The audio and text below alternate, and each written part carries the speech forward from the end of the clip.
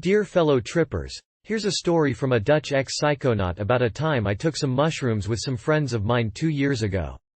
At the time I was 20 years old and had done mushrooms many times.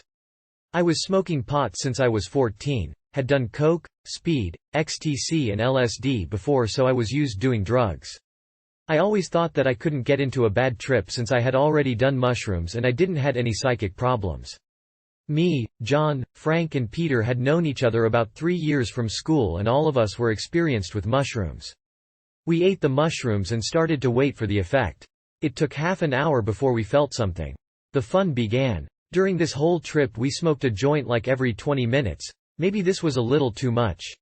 We went upstairs and started listening to music and playing Tomb Raider 2 on the computer.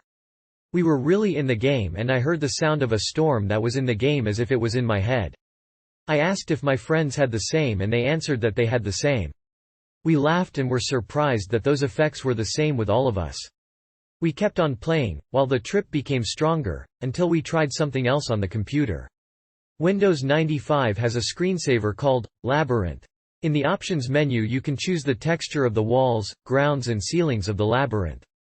We chose some kind of psychedelic texture with many bright colored patterns. We activated the screensaver and looked at it with our nose against the monitor with some acid music on the background. That was really cool and we felt as if we were in the labyrinth. All those flashing patterns were really mind-raping, as we called it then, and after a while we all had enough of it. It was too much for our tripping brains. We then begun with Warcraft, an old strategy game. While we were playing, Frank was lying on the bed not saying anything. Then the volume of the music changed and I looked up to see how that was possible. I asked Frank if he was changing the volume, but he said, "No, why are you fucking with me?"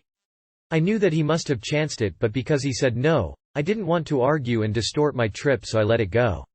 After a while I asked him if he was feeling all right and he didn't really answer. He was mumbling something and it looked as if he was sleeping. Later he told me that he felt like he was dreaming and that it was like nothing changed and he couldn't get out of that dream. It was as if time stood still.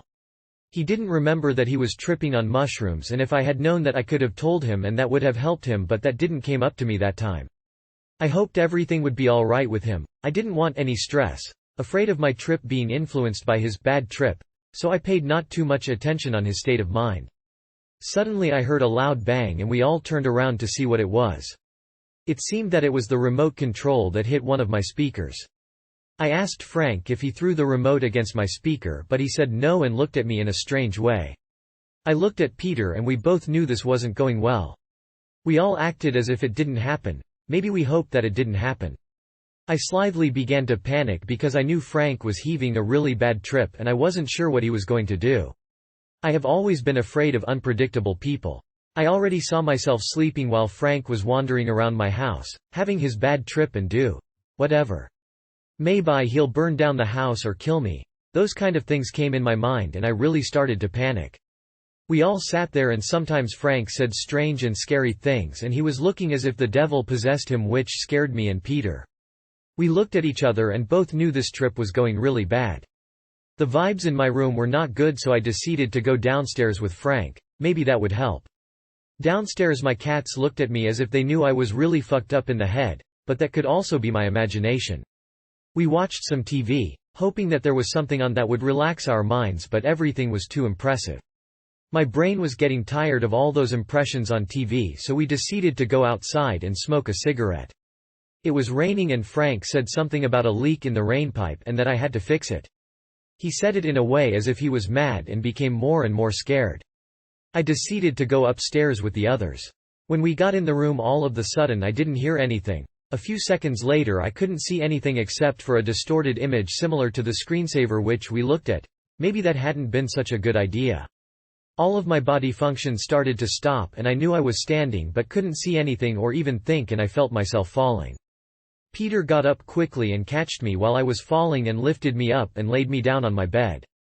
When he catched me it was like I had no weight, as if was as heavy as a feather. Later he said he had that experience too before I had even told him about that. I do believe there can be some kind of telepathy in a group during a trip. Maybe because all of your minds are in the same wavelength. From that point I could hardly talk or move. I could only watch everything around me while laying on my bed. Peter told me later that I looked like a zombie, and that's exactly how I was feeling at that moment. After a while we went downstairs, seeking a more comfortable area with better vibes.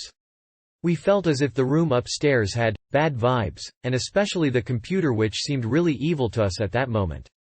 Downstairs we watched some TV while I was stressing more and more.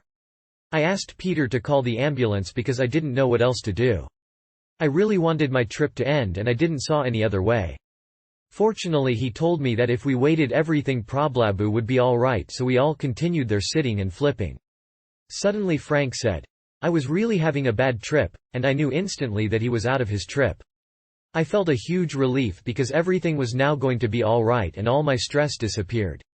We went outside and were amazed about what just had happened. We felt very close to each other and hugged, happy that the trip was over. We couldn't stop to talk about it and repeating everything that happened. Now you might ask yourself, what happened to John? Well, he didn't say much that night and was just feeling sick, but not in a bad trip like us. I'm really happy that Peter didn't call the ambulance when I asked him to, because my whole neighborhood would have noticed when it would arrive at 3 p.m.